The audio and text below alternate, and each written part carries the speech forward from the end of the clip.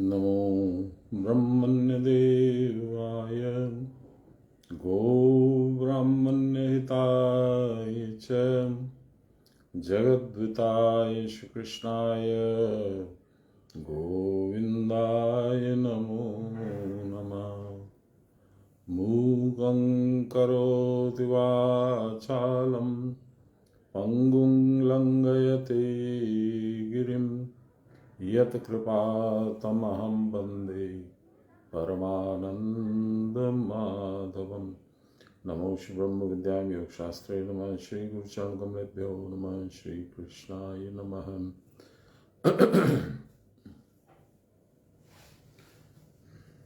कल बड़े सुंदर तरीके से हम लोगों ने लाहिरी बाबा और सान्याल बाबा के आशीर्वाद से गुण का स्वभाव और गुण का प्रभाव, तीनों गुण का स्वभाव, तीनों गुण का प्रभाव बहुत अच्छे से विश्लेषण किया। 12 से लेकर 18 नंबर श्लोक तक। आज हम लोग 19 नंबर से स्टार्ट करेंगे। तो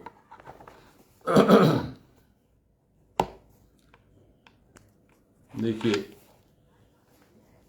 सीक्वेंशियली यदि हम लोग सोचें कि बाबा क्या बोल रहे हैं, भगवान क्या बोल रहे हैं, गीता में ये जो क्रम है ये क्या है, तो आप जानते हैं, आप समझ सकते हैं कि भगवान अर्जुन को उपलक्ष्य बनाकर हम लोगों को रास्ता दिखला रहे हैं, ज्ञान कर रहे हैं, उपदेश दे रहे हैं। और इस उपदेश के सीक्वेंस में आपकी मेरी समझदारी के लिए, समझने के लिए उन्होंने ये 13वें अध्याय में बताया प्रकृति क्या है, पुरुष क्या है।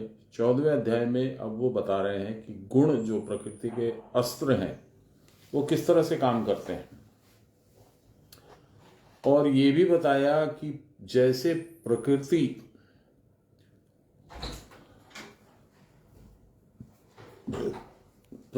जो है वो परब्रह्म परमेश्वर यानी निराकार ब्रह्म की का स्वभाव है, शक्ति है, उसी प्रकार गुण जो हैं वो प्रकृति के अस्त्र कहिए, स्वभाव कहिए, कि जहां प्रकृति रहेगी ये 3 गुण का खेल रहेगा ही, तो ये स्वभाव ही बोला जा सकता है। अब इन 3 गुणों के परे क्यों जाने के लिए कह रहे हैं? क्योंकि पूरी गीता में यही है कि गुणातीत हो जाओ, प्रकृति के अतीत हो जाओ, शरीर को पीछे छोड़ दो। तो ऐसा क्यों बोल रहे हैं? ऐसा इसलिए बोल रहे हैं कि जब तक वो नहीं करोगे तुमको कोई रिलीफ नहीं है, मोक्ष नहीं मिलेगा। संसार में आना जाना तुम्हारा बंधा रहेगा, लगा रहेगा। वो आवागमन का जो दौर है वो खत्म नहीं होगा जब तक गुणातीत नहीं होते। इसी बात को आज विस्तार से 19 नंबर श्लोक में, जो ऊपर में हेडलाइन ही लिखा हुआ है इसीलिए, गुण का अतिक्रमण करने से ही मोक्ष मिलता है।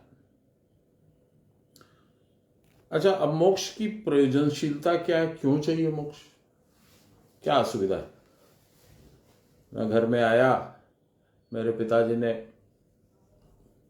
अच्छा घर बना रखा था, सब सुख सुविधा थी, हर तरह का ऐश्वर्य था, आराम था, वैभव था। तो फिर से आऊंगा तो फिर से वैसा ही मिलेगा। मुझे क्या जरूरत है मोक्ष पाने की? मोक्ष पाके क्या करूंगा? तो शंकराचार्य जी ने बताया था कि जब तुम आते हो संसार में तो तुमको और तुम्हारी माता को, जो तुम्हारी जननी है, जो तुमको जन्म देती है, उसको असह्य पीड़ा होती है। और इस पीड़ा को कोई पुरुष समझ भी नहीं पाएगा, क्योंकि ये जो जननी है, औरत है, जो माँ है, वही समझ सकती है। लेकिन तुमको जो पीड़ा होती है उसको भी तुम अनुभव तो करते हो, लेकिन वो तुम्हारे सुदूर पूर्व की याददाश्त में दफन हो जाता है, याद नहीं रहता है। पीड़ा भयंकर होती है। उसके बाद में अंतिम पीड़ा है मौत की। जब जन्म गए तो मौत की अंतिम पीड़ा तुमको निश्चित मिलेगी, अनअवॉइडेबल। और इन दोनों असह्य पीड़ाओं के बीच में हजारों लाखों छोटी छोटी पीड़ाएं हैं, आर्थिक, मानसिक, कायिक, वाचिक। आज शरीर ठीक नहीं लग रहा है, आज अंगूठा कहीं दब गया, बहुत भयंकर दर्द हो रहा है, आज मौसम कैसा गड़बड़ है, बहुत डल लग रहा है, माथा मेरा खराब है, आज ये टेंशन है, आज वो टेंशन है। और ऊपर से कोई राजनीतिक दबाव आ गया, कोई प्रशासनिक दबाव आ गया, तो वहां डरेंगे, मरेंगे, प्रेशर में आएंगे। तो ये सब क्यों है? इसलिए है कि तुमने जन्म लिया। तो जन्म लेते ही तुमने जरासंध रूप ले लिया। जरा माने बुढ़ापा, और उसके साथ तुमने संधि कर ली कि ठीक है, जब तू आएगी तब आएगी, और तेरे आने से मृत्यु भी आएगी, यमराज भी आएगा, ये भी मुझे मालूम है, उसको भी आने दे। अभी तो बहुत दिन है, दिन है नहीं, यूं चले जाते दिन। तो भगवान कहते हैं, हमारा शास्त्र कहता है, सारे गुरु लोग कहते हैं कि मोक्ष की बहुत अतुलनीय आवश्यकता है, बहुत जरूरी है। अभी कैसे पाया जाए? हर धर्म बताता है कि मैं मोक्ष दिला दूंगा, मैं इस तरीके से कर दूंगा, मैं ऐसा कर दूंगा। आपको खुद को आकलन करना है कि कौन सा रास्ता सही है और कौन सा रास्ता सटीक है। तो मैं शुरू से ही धर्मावलंबी था, छोटा सा था तब से मैं माता जी के साथ में हर धार्मिक अनुष्ठान में जाता था। वो जहां भी जाती थी मुझे ले जाती थी। तो वो संस्कार पड़े थे, तो वहां पे मैं प्रश्न करता था और हर समय जवाब मिलता नहीं था, सटीक मन को सेटिस्फाई करने वाला जवाब नहीं मिलता था। तो मेरी खोज चालू थी। मैंने बताया, अखिलानंद जी ब्रह्मचारी हमारे घर पे रहा करते थे, एक आउट हाउस में, और वो हर फंक्शन में हमारे यहाँ आते थे। हर शाम को वो गीता पाठ कराने के लिए, रामायण पाठ कराने के लिए, महाभारत पाठ कराने के लिए वो आते थे। तो उनसे बहुत सारी शंकाओं का समाधान होता था, पर फिर भी पूर्ण रूपेण शंका का समाधान नहीं हुआ। ये समाधान हुआ मुझे बाबा के आने के बाद। बाबा का मेरे जीवन में प्रवेश जब हुआ, उसके बाद में असंभव तरीके से, ऐसा मुझे नहीं लगता इतना भाग्य अच्छा मेरा था, पर क्यों ऐसी कृपा मिली। आई एम नॉट डिक्राइंग दैट, मुझे कोई उसमें असुविधा नहीं है। बहुत आनंद है कि ऐसी कृपा उनकी मिली। और जब गुरु कहे कि तेरे आने से मुझे अच्छा लगता है, तू आ जाना कल, तो फिर आनंद की सीमा कहाँ है? कुछ अहंकार भी होता है। तो अहंकार तो उन्होंने होने नहीं दिया। आज भी कुछ मात्रा में होता है। जैसे अहंकार की एक चिंगारी सी उठती है, वो बोलते हैं सावधान सावधान, क्योंकि उन्होंने अभय दिया था। मैंने कहा, प्रभु जैसे ही मेरा कुछ बिजनेस ठीक चलने लगेगा, पैसों की आमदनी ठीक होने लगेगी, सबसे पहले मैं आप ही को भूलने वाला हूं। तो हंसने लगे, बोले ना बेटा, হবে ना बेटा, তুই পারবি না। हम बोले ये तो आपकी कृपा है, यदि आप ऐसा कर दे तो बहुत अच्छा होगा। আমি বলছি তো, আমাকে भुलाते पारबी ना। अब देखिए आप, आज 2022 आ गया, आज अंतिम दिन 21 का। बाबा 2000 में गए थे, यानी 22 साल हो गए। 22 साल तो नहीं, 21 साल हुए। जून के महीने में गए थे। तो एक एक बात उनकी, एक एक लहजा, एक एक बात करने का तरीका सब याद है। और कोई भी ऐसा कुछ प्रसंग आता है तो सब वापस से दिमाग के पटल पे एकदम सिनेमा के जैसे आ जाता है। तो ये उनकी कृपा छोड़ के हो नहीं सकता, संभव नहीं है। तो मैं ये कहना चाह रहा था कि गुणों का खेल को हल्का हम लोगों को नहीं समझना चाहिए। और अभी हम लोगों ने कल सुना सब कि कौन सा गुण कौन सा खेल कराता है। सात्विक गुण जो है सुख में संश्लिष्ट करता है, यानी सुख में बंधन करता है। इसलिए बंधन तो वो भी है, ज्ञान का बंधन, सुख का बंधन, ये सत्वगुण में होता है। रजोगुण में कर्म का बंधन होता है, संकलन का बंधन होता है। ये कलेक्ट करो, ये कलेक्ट करो, ये कलेक्ट करो, ये कलेक्ट करो।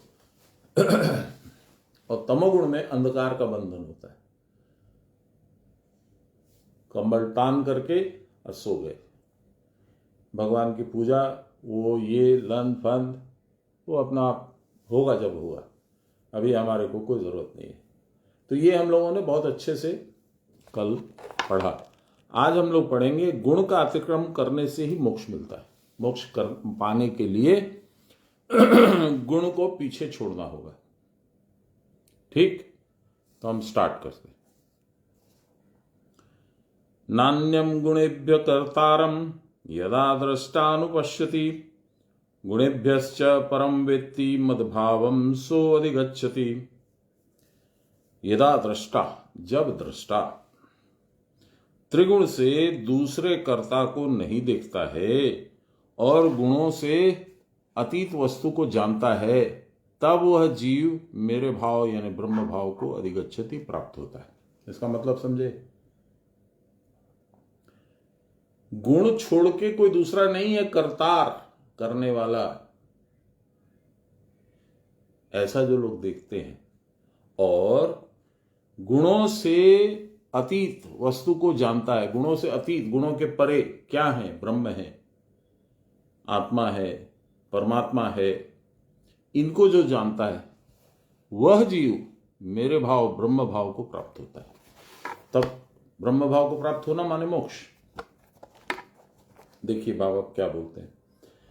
क्रिया की परावस्था में जब इड़ा पिंगला सुषुम्ना जो दूसरी ओर दृष्टि करते हैं, जिसके द्वारा आत्मा में सर्वदा दृष्टि रहती है, तब त्रिगुणातीत होकर, त्रिगुणातीत होकर परब्रह्म में रहकर मेरे भाव अर्थात एक होकर अपने आप बुद्धि के परे पराबुद्धि में ब्रह्म में गमन करता है।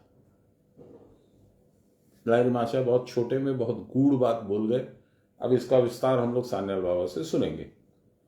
सान्याल बाबा बोलते हैं, आचार्य शंकर कहते हैं, पुरुष की प्रकृतिस्था रूप मिथ्या ज्ञान के साथ जो जीव संबंध होता है उसको ही गुणत्रय में आसक्ति होती है। बाबा एक गाना जो गाते थे, मैं कई बार सुना चुका हूं, याद आ गया, अभी सुना देता हूं। ভেবে দেখ মন কেউ কারো নয়, মিছে ব্রহ্ম ভূমণ্ডলে,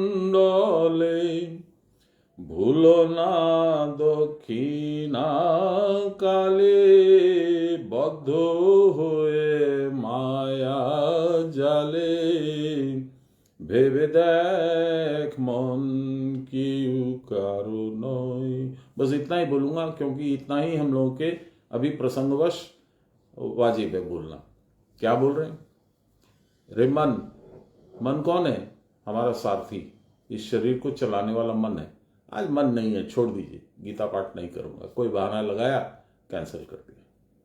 आज बड़ा मन है, तो टाइम नहीं भी है, कुछ नहीं भी है, तो अपने बैठ गए ध्यान से पढ़ने के लिए। ये कौन है चलाने वाला? इस शरीर को इस तरह से संचालित करने वाला कौन है? मन, यानी शरीर रूपी रथ का सारथी। ठीक है। बैठने वाला कौन है? आत्मा। और प्रग्रह यानी रास किसके हाथ में है? या वो क्या चीज है प्रग्रह? वह है विवेक। विवेक बुद्धि होगी तो रथ ठीक जगह पे जाएगा, और अविवेकी का रथ कर्ण के रथ के जैसे गड्ढे में धंस जाएगा। तो बाबा कहते हैं इस गाने में, ये कॉमन भजन है, बाबा का लिखा हुआ नहीं है, पर उनको प्रिय था, मुझे भी बहुत बार उन्होंने सुनाया, इसलिए मुझे भी याद हो गया। वो कहते हैं कि भेबे देख मौन क्यों कारो नहीं, मन सोच के देख, तू इधर उधर कर रहा है, वो मेरी पत्नी है, वो मेरा बेटा है, वो मेरा पति है, मेरा धन है, संपदा है, कुछ नहीं है। केव कार नोय, किसी का कुछ नहीं है। मीछे ब्रह्म भूमंडल है, पूरे भूमंडल में एक मिथ्या भ्रम है। ये मेरा पति है, ये मेरी पत्नी है, मेरा बेटा है, ये मेरा धन है, संपत्ति है, मेरा फ्लैट है, मेरा मकान है, कुछ नहीं है। भूलो ना दक्षिणा काली, काल की जो शक्ति है, जो दक्षिण यानी संसार की तरफ देख रही है, उसको मत भूलो। बद्ध हुए माया जाले, माया जाल में फंस के फिर छटपट करोगे, इसलिए उनका स्मरण रखो कि जो कुछ हो रहा है वो कर रही है मां काली। कौन है मां काली? महाकाल की शक्ति, काल की शक्ति। आचार्य शंकर कहते हैं पुरुष की प्रकृति स्था रूप मिथ्या ज्ञान के साथ जो जीव संबद्ध होता है उसकी ही गुणत्रय में आसक्ति हो जाती है। त्रिविध गुण से मैं सुखी हूं, मैं दुखी हूं, मैं मूढ़ हूं, इस प्रकार का सुख दुख मोह आदि बोध ही गुणत्रय के साथ पुरुष का संग है। जिसमें मुझे सुख मिलता है वो मैं करने के लिए बार बार प्रस्तुत होऊंगा, जिसमें मुझे दुख मिलता है उसको अवॉइड करने की चेष्टा करूंगा। यह संग ही पुरुष के आवागमन का कारण है। ये जो प्रकृति के गुणों के साथ जो आपकी एकजुटता हो गई, इसी के कारण आपका आना जाना लगा हुआ है। सद सद योनियों में सद असद, सद योनि मनुष्य, उसमें भी ब्राह्मण, असद सांप कीट पतंग, वो जो स्कॉर्पियन बोलते हैं बिच्छू, इस तरह की जो योनियां हैं, जन्म लेना आवागमन कहलाता है। यह अविद्या मूलक मिथ्या ज्ञान ही बंधन का कारण है और सम्यक दर्शन मोक्ष का उपाय है। सम्यक रूप से आपने यदि भगवान को देख लिया, आत्मा का दर्शन किया, जिसको क्या कहते हैं हम लोग के इसमें लहरी भाषा की भाषा है, सान्याल बाबा का विस्तार है, वो कहते हैं स्वस्वरूपा दर्शन। स्वस्वरूप मेरा अपना स्वरूप तो हम दर्पण में देख लेंगे, दिख जाएगा। जी नहीं, वो स्वरूप है ही नहीं आपका। फॉर द टाइम बिंग आपने मुखौटा ओढ़ रखा है अपने कर्मों के अनुसार।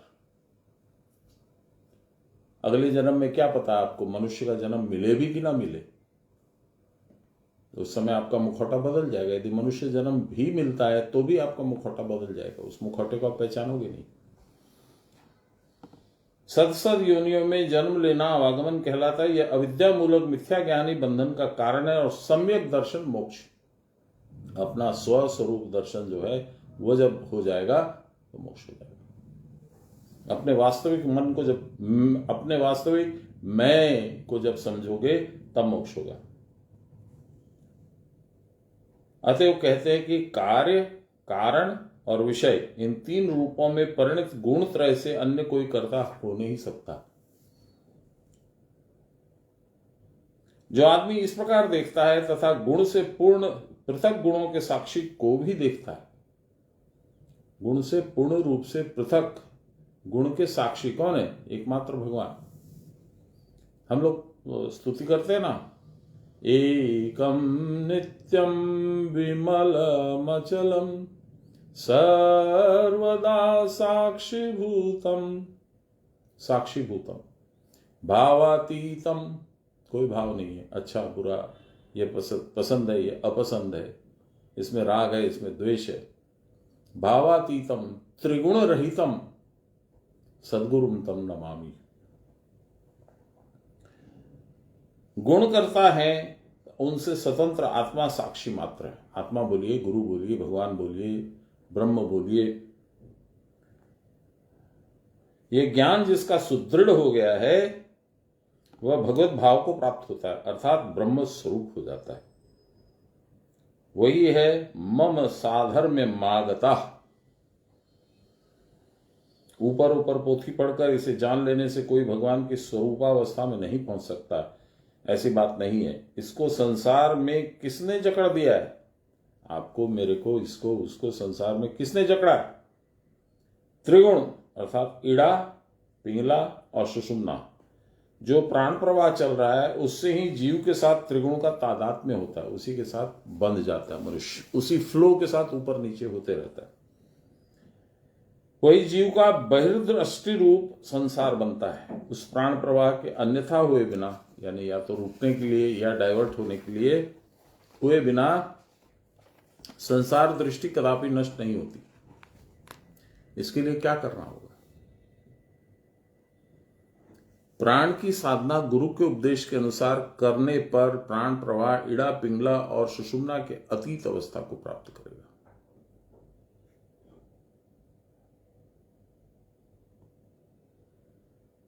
जो लोग साधक हैं वो समझ जाएंगे, और मुझे लगता है आज के इस अनुष्ठान में सारे साधक ही हैं। ईड़ा और पिंगला मिल करके सुषुम्ना में प्रवाह चालू होगा पहले, उसके बाद स्वतः धीरे धीरे होते होते मध्यम मध्यम होते होते वहां भी कुंभक लग जाएगा, सांस बंद हो जाएगा, इतना सूक्ष्म हो जाएगा कि ऐसा लगेगा कि सांस नहीं है इसको। यही कहा गया है। सुनिए, फिर से इसको सुनिए। प्राण की साधना गुरु के उपदेश के अनुसार करने पर प्राण प्रवाह इड़ा, पिंगला और सुषुम्ना के अतीत अवस्था को प्राप्त हो जाएगा। तभी गुणातीत परब्रह्म के साथ मिलना होगा, क्योंकि जब तक सत्गुण में, जब तक आप सुषुम्ना में भी हैं तो सतोगुण है, गुणातीत आप नहीं हुए। तो गुणातीत होने के लिए सत्वगुण का भी अतिक्रम करना होगा। इसका मतलब है सुषुम्ना को भी पीछे छोड़ देना होगा। देखिए, बड़ी इंटरेस्टिंग बात याद आ गई अचानक, बात करते करते बाबा भेज देते हैं। सुषुम्ना मतलब द्रौपदी। चूंकि द्रौपदी 5 चक्रों से गुजरती है, सहदेव, नकुल, अर्जुन, भीम, युधिष्ठिर और भगवान कृष्ण, इसलिए इन 5 को पति के रूप में और भगवान को सखा के रूप में दिखलाया गया महाभारत में। ये सब हम लोग जानते हैं। अंत में राज्य भोग करके जब ये लोग वनवास चले जाते हैं तो बद्रिकाश्रम के बगल से रास्ता दिखाया गया है, स्वर्गारोहण का मार्ग दिखलाया गया। मुझे पता नहीं है सच्चा है झूठा है, मुझे तो लगता है कि सच्चाई ही है।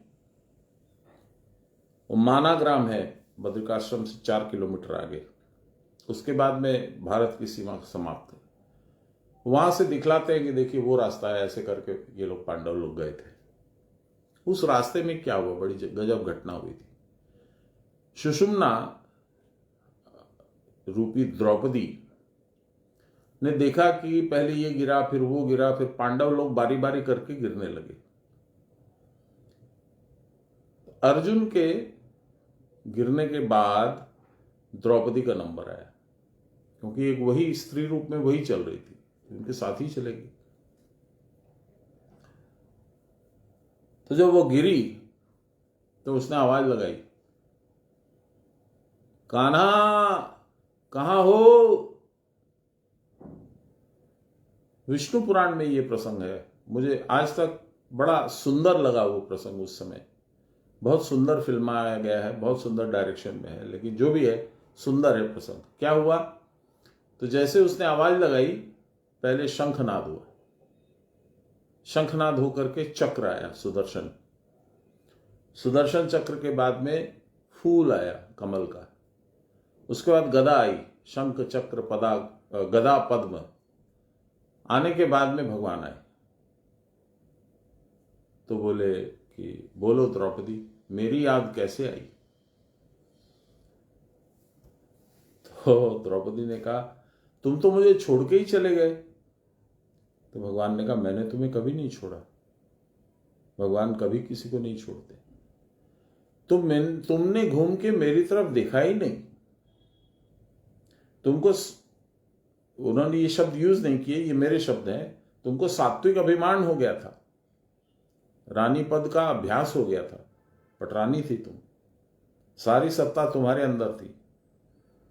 तुमने कभी मुझे देखा नहीं, मुझे याद किया नहीं, मुझे स्मरण नहीं करने से, मुझे नहीं बुलाने से मैं कैसे आता। अब बोलो क्या करना है। बोले मुझे बचाओ। भगवान बोले, हर एक प्रत्येक वस्तु की, प्रत्येक अंग की एक आयु होती है। अब तुम में सिर्फ युधिष्ठिर बचेगा, बाकी पांडवों में कोई नहीं बचेगा। और वही हुआ, भीम भी गिर गए, अर्जुन भी गिर गए, द्रौपदी भी चली गई। तो ये स्वर्गारोहण के समय का एक प्रसंग है। विष्णु पुराण यदि किसी के पास हो तो देखिएगा, यदि नहीं हो तो नेट पे मिल सके तो देखिएगा। मैंने बाद में बहुत खोजा पर मुझे तो नहीं मिला, बहुत खोजा मैंने। एनीवे, तो कहने का मतलब क्या, स्वर्गारोहण क्या है। स्वर्गारोहण है मेरा जो फेमस पॉपुलर, या यूं कहिए मुझे जो बहुत पसंद है, वो भजन जो कृपाणिया जी गाते हैं, हेली मारी निर्गुण सीढ़ी बड़ी सांकरी रे, वहां तो चढ़ो नहीं जाए रे। सुषुम्ना इतनी पतली, इतनी महीन, इतनी सूक्ष्म है, उससे होकर के यहाँ पहुंचना मुश्किल है, क्योंकि मन ऐरावत हो ही रहे, मन हाथी के जैसा होता है। मन को भी सूक्ष्म करना होगा, निरस्त करना होगा, लोप करा देना होगा, मन को अमन बना देना होगा, नो मन।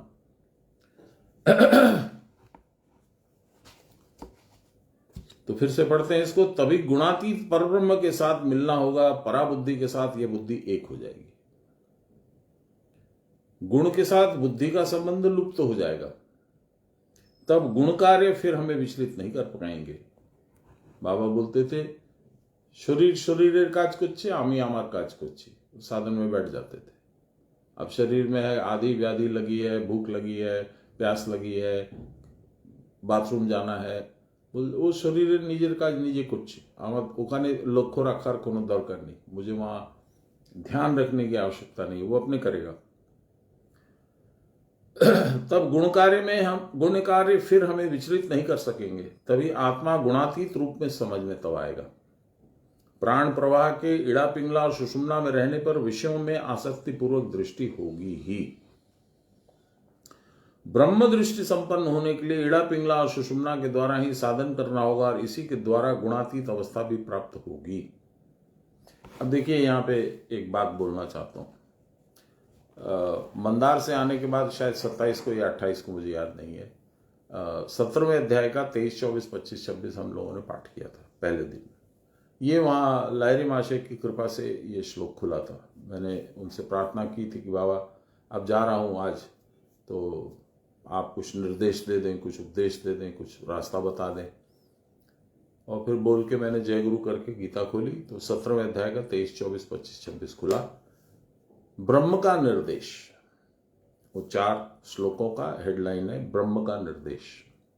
निर्देश के 2 अर्थ होते हैं। निर्देश का अर्थ होता है ब्रह्म का बताना, जैसे आपका नाम है मान लीजिए मिस्टर JK अग्रवाला, तो ये निर्देश हो गया, वो है JK अग्रवाला।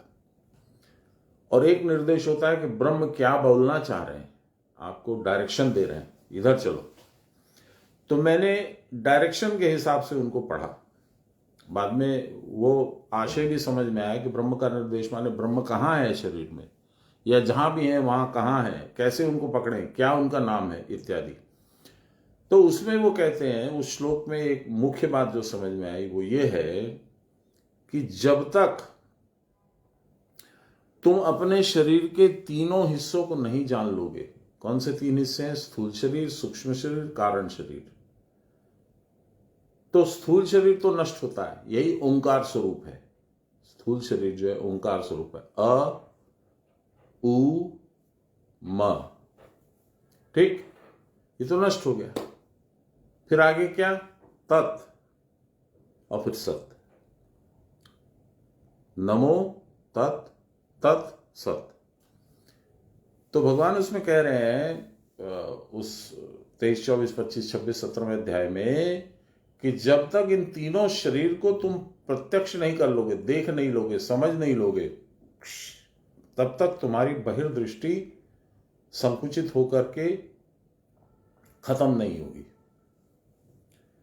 और उनके खत्म नहीं होने से या संकुचित नहीं होने से ब्रह्म दृष्टि तुमको नहीं मिलेगी, भगवान को नहीं देख पाओगे।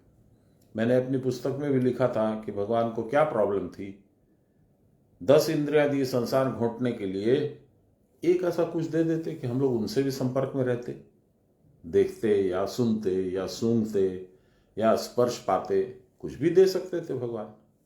इसका उत्तर यह है कि 10 की 10 इंद्रियों को आप परिवर्तित कर सकते हैं, अंतर्मुखी बना सकते हैं, और 10ओं से भगवान को देख सकते हैं। छू भी सकते हैं, सूंघ भी सकते हैं, टेस्ट भी कर सकते हैं, सुन भी सकते हैं, देख भी सकते हैं। और यही यहां पे बोल रहे हैं कि जब तक तुम बाहर देखते रहोगे, तुम्हारी इंद्रियां बहिर्मुखी रहेंगी, तब तक तुम हमको नहीं जान पाओगे, नहीं हमारा स्मरण कर पाओगे, नहीं हमारी तरफ झांक पाओगे। और देखिए, वो जो एक भजन है, मैं पहले बहुत गाता था, गोविंदो गायो नहीं तूने, क्या है कमायो बावरा, गोविंदो गायो गंगा नायो गोमती रे तू तो खूब चढ़ो गिरनार रे, चढ़ चौबारे झांकर यो तू, नहीं तू आयो पास रे, गोविंदो गायो नहीं। इसका मतलब क्या है? साधारण शब्दावली के हिसाब से तो यही है कि तुमने भगवान का नाम नहीं लिया और गंगा में और गोमती में डुबकी लगाई और उसके ऊपर गिरनार के ऊपर जा करके तुम सोचे कि तुम्हारे पाप धुल गए, इतने मंदिरों के में घूमे, तो कुछ नहीं होता है। लेकिन इसका वास्तविक अर्थ ये है, चढ़ चौबारे झांक रहे हो तुम, यानी तुम्हारी इंद्रियां जो हैं वो बहिर्मुखी हैं। अपने मकान के छज्जे पे ऊपर वाले पे चढ़ करके तुम झांक रहे हो, तुम्हारी आंखों से संसार को देख रहे हो। नहीं तो आयो पास रे, मेरी तरफ नहीं देखा तुमने, मेरे पास नहीं आए, मेरा संस्पर्श नहीं किया, मुझसे संपर्क साधने की चेष्टा नहीं की। ये भूल हर मनुष्य, हर जीव करता है। गुण उसको भटकाते हैं। और ये चंडी में इसका रेफरेंस इसीलिए आता है कि वो इड़ा और पिंगला वो है शुंभ और निशुंभ, श्वास और निश्वास, इसी को शुंभ निशुंभ बोलते हैं। चाहे वो इधर से चले इधर से चले, तो वो राजा है, क्योंकि वो संसार को चमकाते हैं, वही मन को प्रकट करते हैं, वही बुद्धि को प्रकट करते हैं, इसलिए राजा वही है। तो देवी का जब प्राकट्य होता है तब अपने दूत को भेजते हैं शुंभ और निशुंभ, जाइए उनसे कहिए कि हम लोगों की सहभागिनी बन जाएं, क्योंकि अदरवाइज यदि नहीं मानती हैं तो उनको घसीट के लाया जाएगा और उनको चूल धर के घसीटते हुए, इंसल्ट करते हुए लाया जाएगा, उसमें कोई लाभ नहीं होगा, उनके पास कोई चॉइस नहीं है, हमारी सहधर्मिणी बने। देवी तब कहती है, ये बात तो ठीक बोलते हैं, उनके जैसा पावरफुल तो कोई नहीं है, पर मैं क्या करूं, मैंने स्त्री हूं ना, एक मूर्खतावश एक ऐसी प्रतिज्ञा कर ली है जिससे मैं बंध गई हूं। हाँ, तो क्या प्रतिज्ञा कर लिया देवी आपने? दूत पूछता है, यो माम जयति संग्रामे यो मे दर्पम व्यपोहति, यो मे प्रतिबलो लोकेश मे भर्ता भविष्यति। यो माम जयति संग्रामे, माया उनके 3 गुण के द्वारा अभिभूत करती है पूरे संसार को। माया को हराने के लिए उनसे ज्यादा ताकत चाहिए। माया भगवान की अपनी शक्ति है। योमाम जयति संग्रामे, जो मुझे संग्राम में जीते। योमाम दर्पम व्यपोहति, मेरा दर्प घमंड चूर करे। यो में प्रतिबलो लोके, मेरे बराबर जो ताकत लगाए। समय भरता भविष्यति, वही मेरा भरतार होगा, वही मेरा स्वामी होगा, वही मेरे को कमांड करेगा, उसी के इशारे पे मैं नाचूंगी। विडंबना क्या है कि आपको माया से लड़ना ही नहीं है। क्या करना है तब? माया को बाईपास करके डायरेक्ट भगवान के पास चले जाना है। जो स्वामी है उसके बगल में बैठ जाना है, माया आएगी नहीं वहां। ये कैसे होगा? ये ऐसे होगा साधन से। साधन बड़ा नीरस और इंग्लिश में यदि कहें तो बोरिंग लगता है, पर इसके जैसा फल देने वाला मेरी जानकारी में दूसरा कुछ भी नहीं है। न तीर्थ पर्यटन, न मंदिर पर्यटन, न नियम से घर में भगवत पूजा, न शिव पूजा, न कृष्ण पूजा, कुछ नहीं। क्योंकि शिव भी, विष्णु भी और ब्रह्मा भी तीनों प्रकृति के निर्माण हैं। वो स्वयंभू नहीं है, प्रकृति ने बनाया उनको। सृष्टि, स्थिति और लय को बराबर चलाने के लिए, बराबर उनका कार्य होते रहने के लिए बनाया। और उनमें भी 3 गुण हैं। ब्रह्मा माने रजोगुण, सृष्टि। विष्णु माने सतोगुण, और शिव माने तमोगुण, मृत्यु तुल्य, जहां कुछ नहीं। तो इतना भयंकर पावर है। एक ब्रह्म ही ऐसे हैं जो उनके वशीभूत नहीं होते। आपको क्या करना है? उनसे लड़ना नहीं है, तलवार नहीं निकालनी है मूर्ख राक्षसों के जैसे। आपको उनको प्रणाम करते हुए कहता है कि ठीक है, मैं तुम्हारे अधीन हूं, तुम मुझसे साधन करा दे। और साधन करते करते करते एक दिन देखिएगा कि प्रकृति कहां पीछे छूट गई, प्रकृति के अतीत हो गए। क्योंकि जैसे ही गुणों के अतीत हुए, जैसे ही आप यहां बैठने लग गए, जैसे ही यहां आपका स्वाभाविक स्थान हो गया, आप छूट गए, बच गए। प्रकृति को लड़ के आप निकल गए। ये जो लड़ाई है प्रकृति के साथ जो आपको करनी है, वही है क्रिया योग। इसमें ढील मत दीजिए।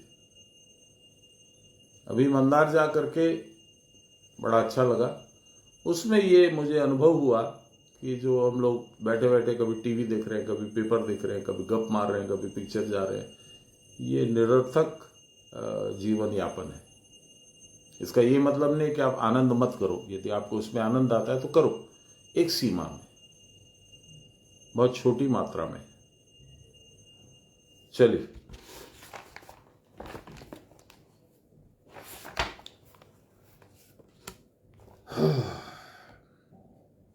गुण के साथ बुद्धि का संबंध लुप्त हो जाएगा ये साधन करते करते यहां पहुंचने से। तब गुण कार्य फिर हमें विचलित नहीं कर पाएंगे। तभी आत्मा गुणातीत रूप में हमें समझ में आएगा। प्राण प्रवाह के इड़ा, पिंगला और सुषुम्ना में रहने पर विषयों से आसक्ति पूर्वक दृष्टि होती है। जब तक इड़ा, पिंगला और सुषुम्ना का प्राण प्रवाह चल रहा है, इड़ा और पिंगला तो प्रत्यक्ष है, रजोगुण और तमोगुण, और सुषुम्ना है सतोगुण। तो गुण में आप रहोगे, छूटोगे नहीं। ब्रह्म दृष्टि संपन्न होने के लिए इड़ा, पिंगला, सुषुम्ना के द्वारा ही साधन करना होगा। यानी प्रकृति माता को हाथ जोड़कर बोलना होगा, माता मुझसे आप साधन करा दीजिए। और इसी से गुणातीत अवस्था भी प्राप्त होगी। इसका कौशल श्री गुरुमुख से ही जाना जा सकता है, कोई दूसरे की क्षमता नहीं बताने की। गुणातीत पुरुष गुणों के कार्य को केवल साक्षी रूप में देखता है। हाँ, ये हो रहा है, আমি আমার কাজ করছি, আমার শরীর ওর নিজের কাজ করছে, আমার কিছু लेना देना नहीं। आत्मा भी प्रकृति के कार्य का इसी प्रकार दृष्टा मात्र है, सर्वदा साक्षी भूतम। प्राण को स्थिर करके आज्ञा चक्र के ऊपर रखने पर जगत कार्य से औदासीन्य भाव आ जाता है। यही तरीका छूटने का। 20 नंबर श्लोक। गुणानेतानतीत्य त्रीण देही बेहद समुद्भवान, न देह समुद्भवान, जन्म मृत्यु जरा दुखैर विमुक्तो अमृतमश्नुते। देही जीव, देह उत्पत्ति के बीजभूत इन 3 गुणों को अतिक्रम करके जन्म जरा मृत्यु के दुखों से विमुक्त होकर मोक्ष प्राप्त करता है। मोक्ष माने अमृत, एक ही बात है, अमृत। जिसको मोक्ष नहीं हुआ वो मृत होता है और फिर जन्मता है। आध्यात्मिक व्याख्या। इन तीनों गुणों के अतीत होकर क्रिया की परावस्था में जो रहते हैं वही महादेव हैं, जो इस देह से उत्पन्न हुए, अर्थात कुटस्थ स्वरूप आप ही आप हैं। वह स्थिरत्व पद को प्राप्त कर जन्म मृत्यु जरा व्याधि के मुक्त होकर अमृत पद अर्थात अमर पद को भोग करते। श्रीमद आचार्य शंकर इस श्लोक की व्याख्या में कहते हैं, माया के उपाधिभूत 3 गुणों को अतिक्रम करके ही देही जीवित रहते हुए भी जन्म मृत्यु जरा जनित दुखों से मुक्त होकर अमृत पद को प्राप्त करता है। इसी प्रकार के जीव मदभाव अर्थात ईश्वर भाव को प्राप्त होता है। इस देहोत्पत्ति के मूल हेतु उपयुक्त गुणत्रय।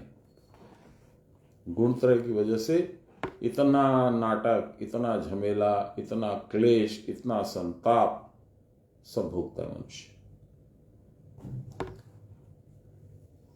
क्यों? क्योंकि जब तक आप गुण में हैं आपका पुनरागमन निश्चित है, देह मिलेगा ही। देखिए बाबा क्या बोलते हैं, गुणत्रय का परिणाम है यह देह। देह की अतीत अवस्था को प्राप्त किए बिना कोई मुक्त नहीं हो सकता है। इस देहातीत अवस्था को प्राप्त करने के लिए गुणत्रय को अतिक्रम करना पड़ता है, अर्थात ईड़ा पिंगला सुषुम्ना वर्जित अवस्था प्राप्त करनी पड़ती है। ईड़ा पिंगला सुषुम्ना, सबसे पहला स्टेज क्या है? ईड़ा और पिंगला से श्वास का बंद होकर के सुषुम्ना में प्रवाह होना। तब क्या हुआ? ईड़ा और पिंगला को आपने अतिक्रम कर लिया, लेकिन सुषुम्ना की पकड़ में अभी आप हैं। फिर धीरे धीरे वो अपने आप रास्ता बताएंगे भगवान गुरु, और आपको ले जाएंगे। इसका उपाय है क्रिया। क्रिया करके क्रिया की परावस्था प्राप्त होने पर अणु परिमाण जीव ब्रह्म के अणु में मिलकर अजीव ब्रह्म हो जाता है, अर्थात उसकी सारी इंद्रियां भी ब्रह्म स्वरूप हो जाती है। योनि मुद्रा में मणि के अणु के समान ब्रह्म का अणु कुटस्थ में प्रकाशित होता है। ये किसको हुआ था? सबसे पहले महाभारत में। यहां पे मणि कौन धारण करता था महाभारत में? सबको याद होगा, अश्वत्थामा। जी, अश्वत्थामा। जी जी जी, अश्वत्थामा। जी हाँ जी हाँ जी हाँ। और अश्वत्थामा को क्या श्राप दिया भगवान ने? भीम माने वायु। वायु जब चंचल हो जाएगी तो वो मणि छिन जाएगी। तो अश्वत्थामा जो कि संसारी था, गुरु द्रोण का बेटा था, उससे भीम ने मणि निकाल ली। निकालने का मतलब ये नहीं है कि चक्कू डाला और उसके खून बहने लगा और मणि निकाल करके अपने युधिष्ठिर के मुकुट में लगा दिया, नहीं, वो सब कहानी है। असल बात क्या है? मणि का बोध उस अश्वत्थामा रूपी संसारी को होना बंद हो गया। आज तक पूरे संसार में जो भी घनिष्ठ रूप से, बहुत प्रबल रूप से संसारी है, उसको मणि दर्शन नहीं होता है, कुटस्थ दर्शन ही नहीं होता। उसको कुटस्थ क्या है मालूम ही नहीं होता है। और हमारा जो ये फेवरेट भजन है जो 2 मिनट पहले सुनाया, हेली मारी निर्गुण सीढ़ी बड़ी साकरी, उसमें एक लाइन आगे है, देखिए बड़ा सुंदर है, सुनिए।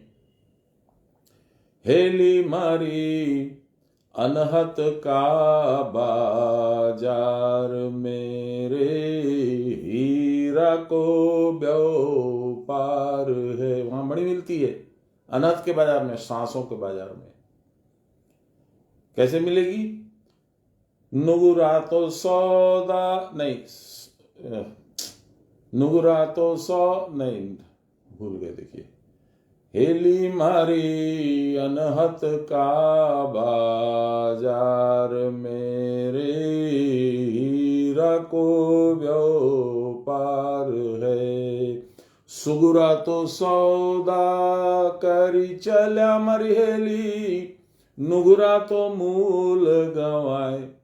अरे बावरी रे कदे चालांगा गुरु का देश मेरे, गया पुरुष नहीं आया है।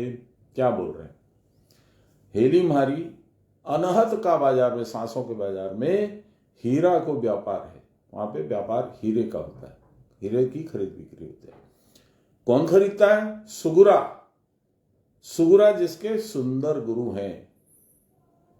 ऐसे गुरु उसको बोलते हैं तेरी सांसों की पूंजी उसको दे दे बेटा, ले ले ये हीरा, बहुत कॉस्टली है। तो वो अपने प्राणायाम के दौरान जो उसका सांस है, जिंदगी के जो उसके सांस है, वो उसी के अर्पण कर देता है वो हीरा लेने के लिए, यानी कुटस्थ में उसकी स्थिति हो जाती है। ये मतलब क्या है कि ज्यादा गहन क्रिया करके कुटस्थ में उसकी स्थिति हो जाती है। जब कुटस्थ में स्थिति होती है तो उसको हीरा मिल जाता है। और सुगुरा तो सौदा करी चला मरहेली, नुगुरा तो मूल गवाए। नुगुरा जिसको गुरु नहीं है, या जो गुरु को मानता नहीं है, या जिसको गुरु में श्रद्धा नहीं है, या जो गुरु की अवहेलना करता है, ऐसा व्यक्ति जो है उसने मूल भी गवा दिया। क्या है मूल? सांसों की थैली लेके आए हो आप। उसमें जितनी थैली में सांस है उतनी ही आपकी जीवन है, उतना ही आपका जीवन है। और उसने आपने उसको व्यर्थ कामों में लगा दिया, हीरा खरीदा नहीं, कुटस्थ में आप गए नहीं, तो आपकी यात्रा निष्फल हो गई। अब आप फिर नई थैली लेके नए सांसों का रिचार्ज करा करके आइए। ये आपकी जीवन यात्रा है। इसका उपाय है क्रिया। क्रिया करके क्रिया की परावस्था प्राप्त होने पर अणु परिमाण जीव ब्रह्म के अणु में मिलकर अजीव ब्रह्म हो जाता है, अर्थात उसकी इंद्रियां भी ब्रह्म स्वरूप हो जाती है। अजीव जीव, उसका उल्टा अजीव जो जीव नहीं है।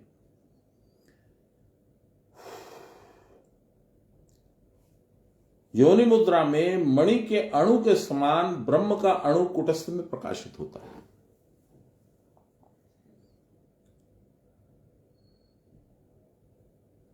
कहा गया, उस अणु स्वरूप ब्रह्म को देखकर इंद्रियां निवृत्त हो जाती है, शरीर कट जाता है। यही इस कुटस्थ के दर्शन से उसको सुदर्शन चक्र बोलते हैं। उसके दर्शन से गला कट जाता है। गला कटने का मतलब होता है देह आत्मबोध नष्ट हो जाना। तब मैं कौन हूं, कहां हूं, कैसा हूं, क्या कर रहा हूं, ये सब बातें विस्मृत हो जाती हैं। इसी को गला कटना बोलते हैं। इसीलिए इंद्रियां निष्क्रिय हो जाती हैं, क्योंकि मन से और बुद्धि से उसका कनेक्शन कट जाता है, देह का, इंद्रियों का।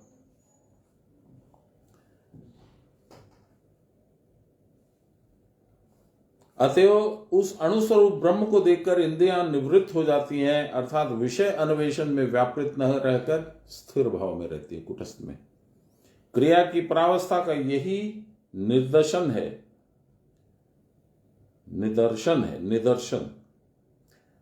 तब देही मदभाव यानी ईश्वर भाव को प्राप्त होता है। वह कैसे होता है? क्रिया की परावस्था में मन दूसरी ओर जाता ही नहीं है।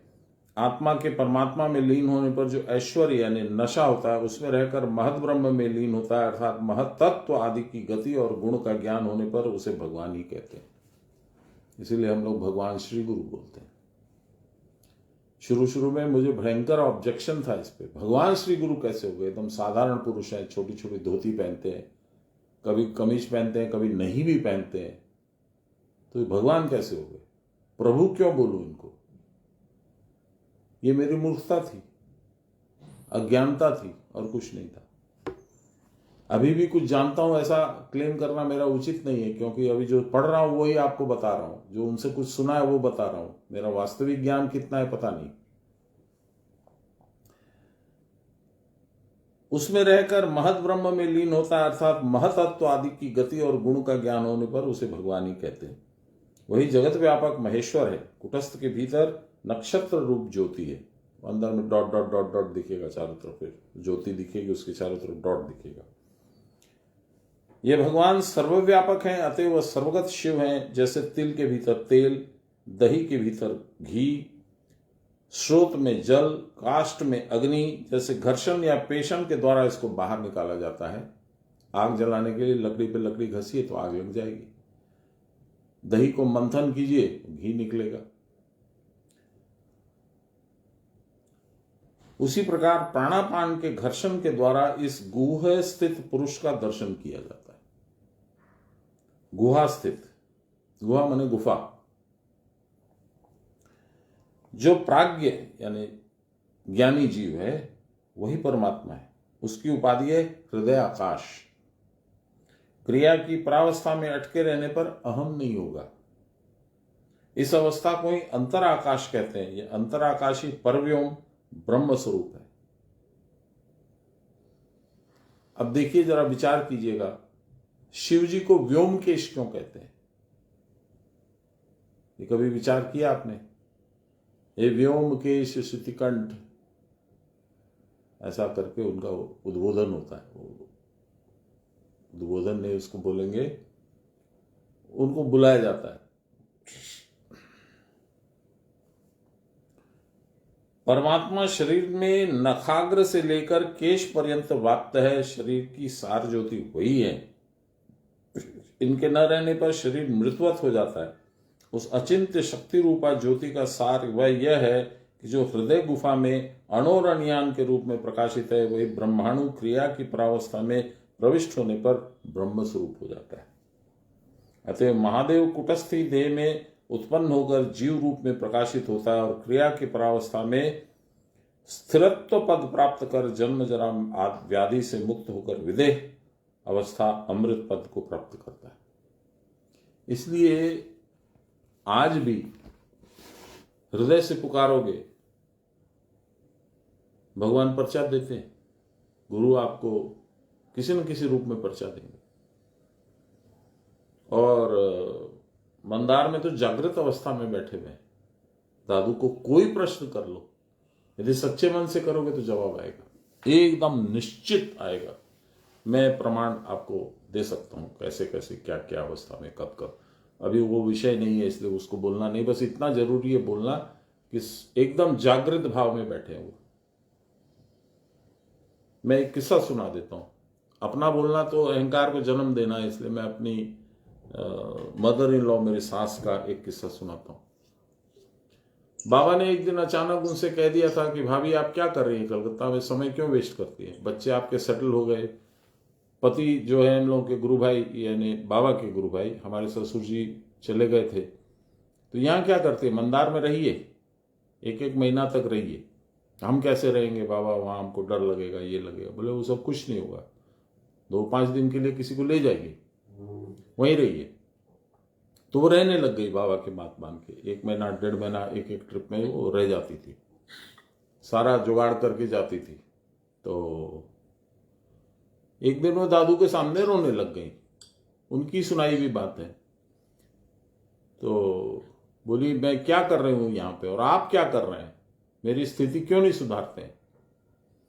तो जब वो रोने होने लग गई तो बोली अचानक मैंने देखा कि जैसे उस मंदिर के अंदर में चारों तरफ में बादल छा गए और खूब ठंडी हवा चलने लग गई, और ऐसा लगा जैसे दादू बोले तुम ठीक तो अवस्था में हो, तुम्हारी अवस्था क्या खराब है, भगवान का नाम ले रही हो, भगवान के पास बैठी हो, बहुत अच्छा है, इसी को तुम।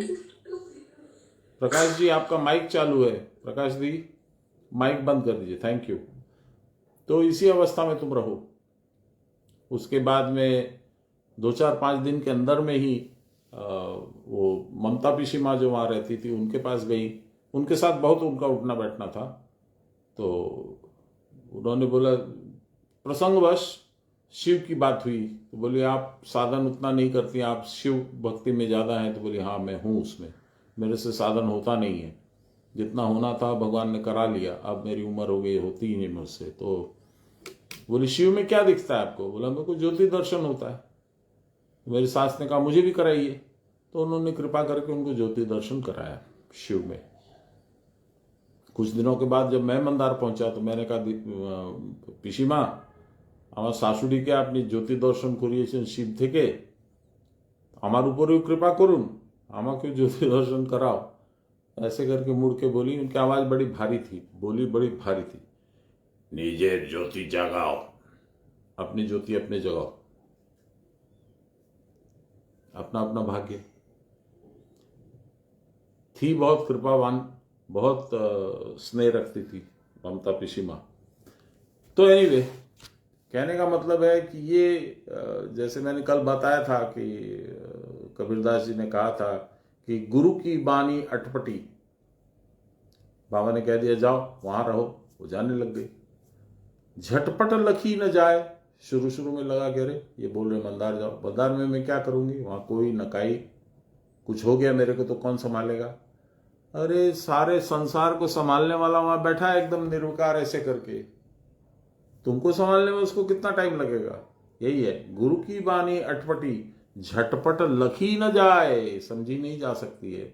और जो जन झटपट लखी लहें, जिसने उनकी बोली को तुरंत समझ लिया क्या बोलना चाह रहे हैं, ताकि खटपट ही मिट जाए। क्या खटपट है, भगवान की तरफ जाऊं, संसार की तरफ जाऊं, मेरा तो ये काम है वो काम है फलाना, कोई काम नहीं है तुम्हारा, एक ही काम है भगवान को प्राप्त करना। उसमें भूल मत करो, देर मत करो, समय जाते कोई टाइम नहीं लगेगी। मुझे अभी भी याद है स्कूल में हम लोग हाफ पैंट पहन के जाते थे, हमारे साथ में बहुत सारे लोग खेलते थे, हमारे मित्र थे, उनमें 5-6 तो चले गए, 2-1 तो कॉलेज में जाने के बाद चले गए, और उनमें भी 2-1 जो है अभी एक अरूबा कुराकाओ वेनेजुएला के पास में एक आइलैंड है डस्ट ईस्ट इंडीज का, उसमें जनरल मैनेजर था रिफाइनरी का, उसकी किडनी फेल हो गई, मर गया। समय नहीं है किसी के पास, और यमराज किसी को छोड़ते भी नहीं है। तो आप मानो तो अच्छा है, नहीं मानो तो जय गुरु। प्राण को स्थिर करके आज्ञा चक्र के ऊपर रखने पर जगत कार्य में औदासीन्य आता है। यहां पे बैठे रहोगे तो जगत कार्य में मन नहीं लगेगा, मजा आएगा। 20 नंबर श्लोक, अब समय तो नहीं है, मूल श्लोक पढ़ देता हूं। चलिए। गुणानेतानतीत्य त्रीण देही देहत समुद्भवान, ये तो हम लोग पढ़ चुके, जी। तो हम लोग ये पढ़े। अर्जुन उवाच, 21 नंबर श्लोक। अर्जुन उवाच, कैर्लिंगे स्त्रीन् गुणानेतान् तीतो भवति प्रभो, किमाचार कथम चैत्रान् स्त्रीन् गुणान् निवर्तते। अर्जुन बोले, हे प्रभु, किस प्रकार के लक्षण, देखिए लिंगय, कै लिंगय, कौन से निशान से, कौन से लक्षण से, इसलिए लिंग जो है, शिवलिंग जो भी है, वह भी उनका लिंग यानी निशान है।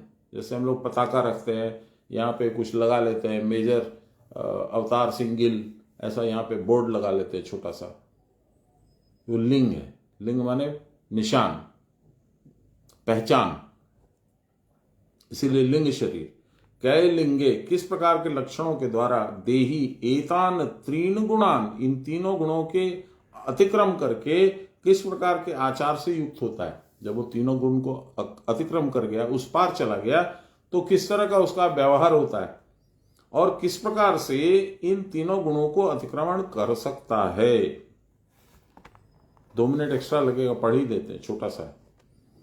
आध्यात्मिक व्याख्या। शरीर का तेज बोल रहा है अर्जुन, इन तीनों के चिन्ह क्या हैं और इनके अतीत किस प्रकार होते हैं, कैसे जाएं वहां अतीत, और वहां कहां रहने पर होता है, और ये तीनों गुण किस प्रकार के हैं, और इन लोग कैसे रहते हैं। हे प्रभु, प्रकृष्ट रूप में तो होते हो तुम, इस शरीर अर्थात तुम पुरुष तुम ही तो हो, इसलिए तुम बोलो। सब ज्ञात हो गया कि यह गुणत्रय ही हमारे भव बंधन का हेतु है, यही इन्होंने हमको बांध के रखा है संसार में। तब साधक के लिए भव बंधन से छूटने का उपाय जानने की जिज्ञासा करना स्वाभाविक है। अर्जुन को भी वो स्वाभाविक रूप से ये प्रश्न उठा। अतएव अर्जुन कहते हैं, प्रभु, जिस त्रिगुण की ज्वाला में जीव छटपटाता हुआ भटक रहा है, उस त्रिगुण का लक्षण तुमने कहा, मैंने समझा भी। अब यह बतलाओ कि जन्म मृत्यु के बीच इस त्रिगुण को अतिक्रम कैसे किया जाए, और जो अतिक्रमण कर लेता है उसमें कौन से ऐसे लक्षण स्फुटित होते हैं जिनके द्वारा उनको त्रिगुणातीत रूप में समझा जा सकता है।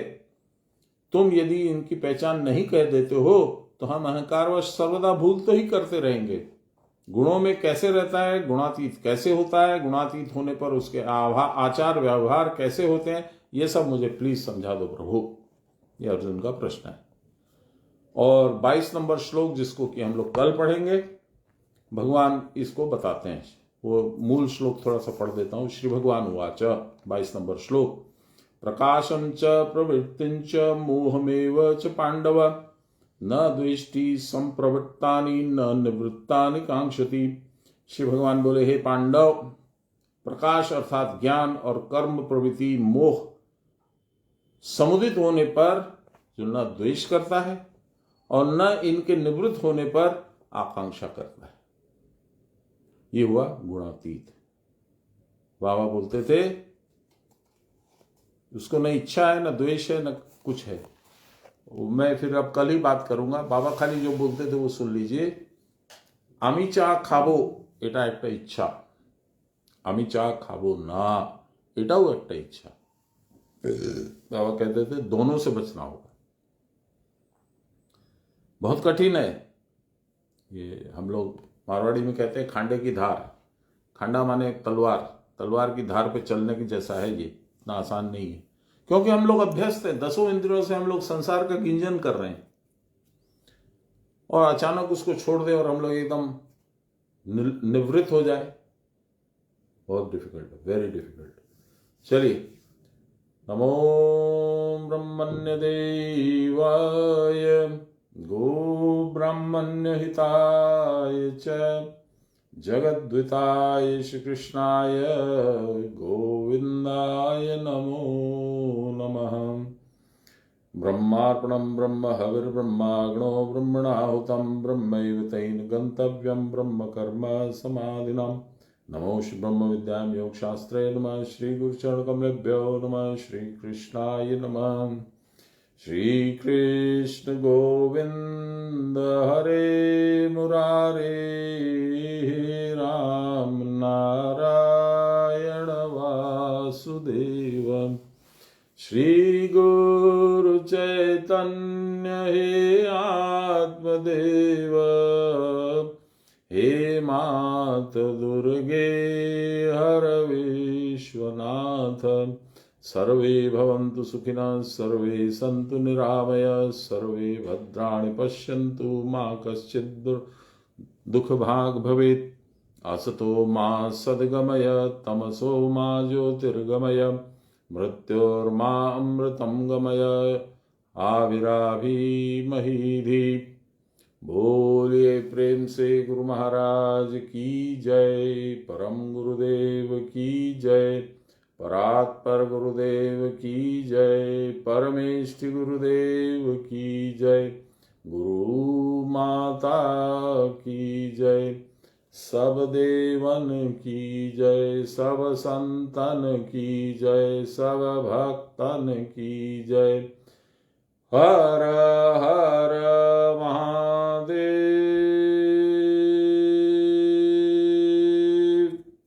जय गुरु। कल मिलते हैं।